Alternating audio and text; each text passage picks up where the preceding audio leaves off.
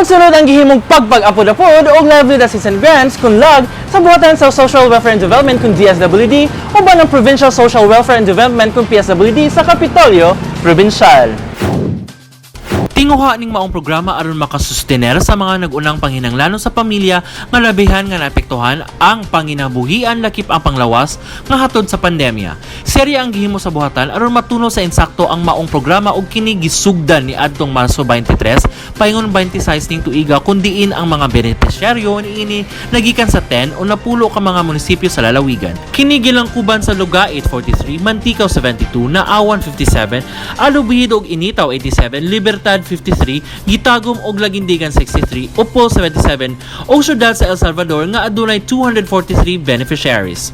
Labihan ang kalipay sa mga pamilya nga nakadawat og tag 5,000 pesos gumikan dako kini kaayo nga tabang sa krisis nga giatubang karon sa panahon nga hatod sa COVID-19. Sa matag tuno sa ayuda anaasab ang presensya nila ni Sangguniang Panlalawigan Board Members Dexter Yasay, Sara May Imano, Nancy Madus ug Gerardo Sabal III isip maoy mga representante sa amahan sa lalawigan Governor Bambi Imano. Kini nga ayuda kabahin sa programa ni Presidente Rodrigo Duterte nga Social Amelioration Program sa DSWD alang ni adtong mga low-income households na apektado sa pandemya. Mahinungdanon usab kini nga programa kay makatabang sa pagsugod labi na sa economic recovery and rehabilitation support alang sa micro-enterprise o employment-related activities ngadto sa mga informal sector. Susama sa pahayag sa philosopher nga si Ruhini Nilikani nga, we cannot be mere consumers of good governance, we must be participants, we must be co-creators.